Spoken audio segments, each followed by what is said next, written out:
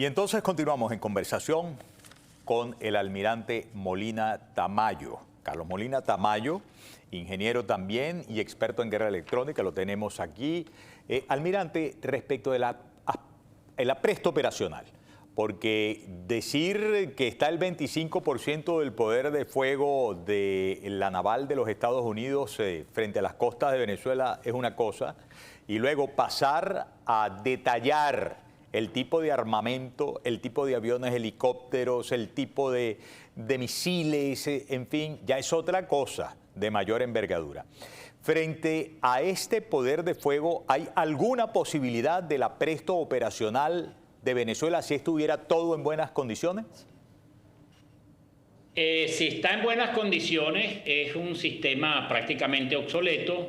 Tomemos en cuenta que ya desde el primer gobierno, de la primera administración de Trump, los aviones Poseidón P-8, que son aviones de recolección de inteligencia, igual que otras unidades, han estado sobrevolando Venezuela, han estado incitando a que los operadores venezolanos transmitan con su radar, y por supuesto todo esto va a una base de datos donde tienen todas las firmas electromagnéticas de los radares. Quiero decir que un avión de estos, si detecta una misión de radar, él sabe qué tipo de radar es y sabe cómo neutralizarlo. Y para enfrentarse a esta fuerza, como hemos dicho en otras oportunidades, durante la democracia venezolana nunca hubo una hipótesis de guerra contra los Estados Unidos de América. Primero porque éramos aliados y después porque sería una utopía.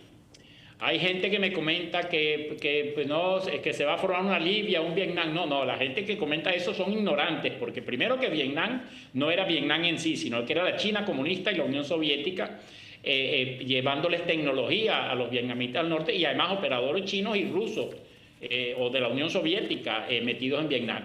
Y el caso de Irak, Libia, etcétera, nosotros no somos musulmanes radicales, somos católicos cristianos en su mayoría, y nosotros no tenemos esa división dentro del cristianismo como tienen los musulmanes, que tienen sus divisiones, los sunis, los chiitas, etcétera. De manera que ese escenario no es así. Y otro asunto que hay que tomar en cuenta es que la mayoría de los venezolanos, ya aprobado por las elecciones del año pasado, están en contra del régimen. Y además que no hay dos bandos armados, hay un bando desarmado, que es la sociedad civil venezolana, que está pasando penurias, y un bando pérfido armado, que es el grupo narcocriminal que inclusive chantajea a los militares, porque los militares no pueden decir nada, porque si no son detenidos, torturados, y igual contra sus familiares. Ahora, yo estoy como les dije, yo estoy mandando ciertos relatos se los hago llegar a los familiares y a los militares en Venezuela. Por ejemplo, hice un escrito sobre el tanque T-72. El tanque T-72 es un tanque de los años 70 modernizado, pero es un tanque que en la guerra de Ucrania y Rusia tiene un defecto y está volando, o sea, han destruido más de 2.000. Esto es que tiene el armamento, o sea, la coraza blindada y la coraza reactiva la tiene por los lados, no lo tiene mucho por arriba, y el Javelin el Javelin, que es un misil antitanque o un cohete antitanque, tiene una modalidad que puede ir recto, después sube y se le entra por arriba. Además de eso, el tanque T-72 tiene la munición en la misma torreta, y esto hace que los tres tripulantes, bueno, prácticamente se esfumen, porque ni siquiera quedan restos de estos tres tripulantes. Y yo le he dicho a la Fuerza Armada Venezolana y a esos pobres muchachos que están en esos tanques, los sargentos, cabos o un teniente, que no se inmolen, porque si ven que un tanque de guerra de esto amenaza, por ejemplo, a un helicóptero o a un vehículo blindado de Estados Unidos, evidentemente que ellos le van a lanzar un Javelin o un cohete desde un helicóptero o un avión, y no se inmolen. Y lo mismo hablaba yo del S-300. El S-300 es un sistema que ya se lo vendieron a Venezuela viejo, y es un sistema muy probado en todas las guerras, donde las Fuerzas Armadas americanas conocen y tienen la firma electromagnética de los radares del S-300.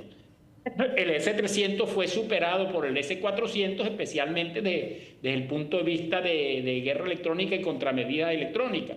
De manera que el S-300, si se les ocurre a ellos lograr detectar y operar y lanzar un misil, bueno, inmediatamente estos aviones de guerra electrónica le lanzarán un misil antirradiación que va directamente al radar y otro misil que irá al puesto de comando y control, que son sitios separados porque están en camiones separados, por decir así. Entonces, no hay comparación con el poderío y la tecnología que tienen los Estados Unidos de América con sus aviones, especialmente F-18, los Growler, los F-35, los helicópteros de ataque, los helicópteros navales. Y entonces, las Fuerzas Armadas no pueden arriesgar porque además de que nosotros, cuando retomemos la democracia, cierto equipamiento y sistemas de armas necesitamos de repente mantenerlos y tenerlos, porque hay que reconstruir todo el país y la reconstrucción pasa también por reconstruir las Fuerzas Armadas. Así como hay que arreglar los hospitales, arreglar las carreteras, las Fuerzas Armadas también hay que arreglarlas. La Armada da pena, porque esta gente canibalizó para hacer negocio las fragatas misilísticas, que eran los buques de línea, la columna vertebral de la Armada venezolana, y esta gente incorporó unos patrulleros, donde esos patrulleros son patrulleros, pero no son buques de guerra en sí, buques de guerra de aguas profundas, por decir así. Entonces, con respecto al armamento ligero, estos hablan de 5 millones de milicianos. Venezuela no tendrá más de 100.000 fusiles operativos entre FAL y AK-103, y compraron unos fusiles rusos de 1898, el Mosin Nagant, que son fusiles de cerrojo, que eso contra un combatiente moderno prácticamente no tiene una efectividad casi tendiente a cero. Entonces, además la moral de las Fuerzas Armadas, el entrenamiento de las Fuerzas Armadas, que no están entrenados porque los primeros operadores y mantenedores de los sistemas que ya tenían defectos que compraron a Rusia, esos operadores ya no están ahí, los originales. Eso hace 15 años que empezaron a comprar esos sistemas. Ahora, de manera Almirante, usted ha enviado todos estos reportes detallados. Cuidado, miren este arma, cuidado, miren este equipo, cuidado la disparidad tan grande que hay, pongan sus vidas a salvo, no se sacrifiquen, no se inmolen, están en riesgo frente a tal o cual armamento X, Y, tal. Pero le pregunto yo, ¿usted ha tenido oportunidad también de recibir respuestas de esos mensajes? Es decir, de vuelta, ¿le han hecho saber algo sobre el sentir de soldados y familiares de soldados en Venezuela? Sí, nos piden a gritos cuándo va a ser el punto de quiebre y están listos para pasarse al área democrática. Inclusive se han comunicado conmigo a través de un sistema que tengo yo que es asimétrico, no directamente a mí, sino que van primero un mensaje a otras personas y de ahí me llegan, para proteger a esta gente que se comunica conmigo. Esa es la razón. Bien, bien. Se han comunicado familiares y me han suplicado que por favor hagan, porque las familias de los militares están preocupadas. Claro. Están preocupadas porque piensan que les pueden matar a sus hijos o a su hermano o a su esposo sin razón de ser, porque estos familiares que se han comunicado conmigo dicen que ellos no están dispuestos a defender al narcoterrorista Maduro y sus acólitos, pero hay mucho miedo porque de repente lo mandan a tripular un tanque o a operar un radar del Pechora o del S-300 y ya saben que claro, ellos tienen un peligro inminente. Claro. Y lamentablemente hay que decirlo, ellos ni se van a dar cuenta cuando mueren. No, bueno. Terrible, terrible. Almirante, le agradezco. Terrible totalmente. Y Maduro y su gente deberían ceder a la democracia, irse o negociar con el presidente Edmundo González y con la señora María Corina para ver qué hacen, pero no deben arriesgar la vida de los venezolanos. Claro. Los venezolanos no lo queremos en su mayoría.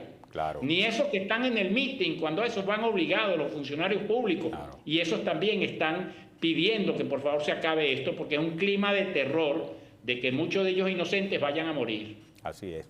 Almirante, le agradezco mucho que haya estado con nosotros este mediodía aquí en la entrevista. Un fuerte abrazo para usted y estamos en contacto. Gracias. Gracias, Miguel Ángel, y gracias a ustedes por la narrativa. Ustedes efectúan una labor muy importante. Especialmente tienen que hacer que estos mensajes les lleguen a los venezolanos que están dentro de Venezuela, porque que no se inmolen por Maduro, no vale la pena morir por Maduro, que ha causado tantas calamidades a Venezuela. Muchas gracias y estamos en contacto. Muchas gracias. Lo escucharon, amigas y amigos, el almirante Carlos Molina Tamayo.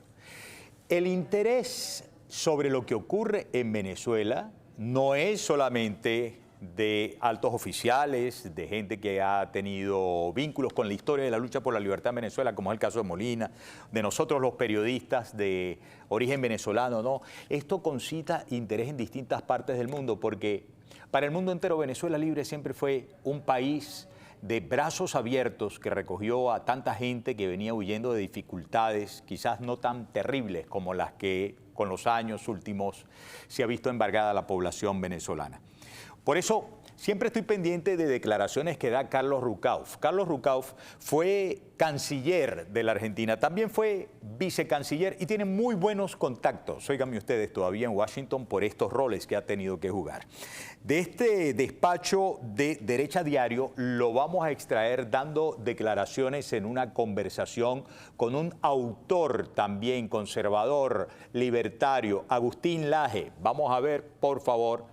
Dale play y escuchen. Bueno, la información que yo tengo es que el trámite fue el siguiente. El enviado especial, Richard Grenell, de Estados Unidos en Venezuela, recibió una propuesta directa de Nicolás Maduro de una conversación para armar una transición, pero esa transición duraba 2 años y lo mantenía a él en el poder. La respuesta fue inmediatamente negativa, y no solamente fue negativa, sino que fue con una contestación, que es: o Maduro se va, y desde dónde se va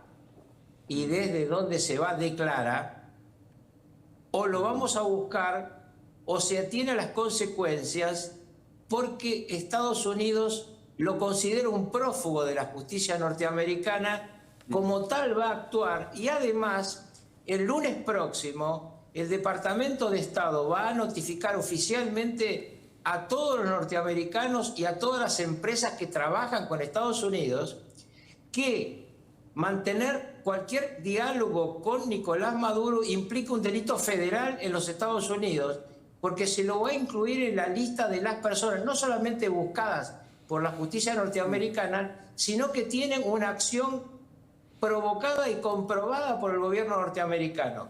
Y hay algo más respecto a esto, y es que la información que yo tengo es que la idea de Maduro era que le quiten la recompensa. Y vos fijate qué es lo que plantea Ridley Scott, que la doblen. ¿Y por qué esta importancia de la recompensa?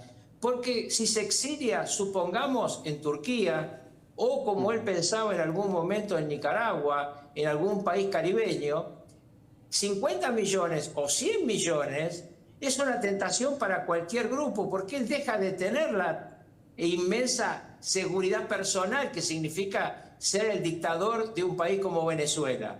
Entonces, realmente los días de Maduro ahora sí están acelerándose mucho, y muchos en la Casa Blanca, según me comentan del Departamento de Estado, están pensando en que Maduro va a optar por la... yo no bajé el dedo todavía. Idea de dejar el poder. Ahora sí. Están adelantados. ¿Qué les pasa, muchachos? Está en la idea de rendirse, en la idea de dejar el poder, lo que maneja en la Casa Blanca, momentos cruciales, horas cruciales. Vamos a hacer una pausa y al regreso el corolario de la entrevista del día de hoy, una respuesta que en modo de informe ya tiene para responder su pregunta el presidente Trump de si hay posibilidad de salir de Nicolás Maduro sin que quede metido el país, Venezuela y Estados Unidos, en un atolladero, como antes, en otros capítulos y en otros lugares quedó metido Estados Unidos. Luego de la pausa, no se lo pueden perder. Ya venimos.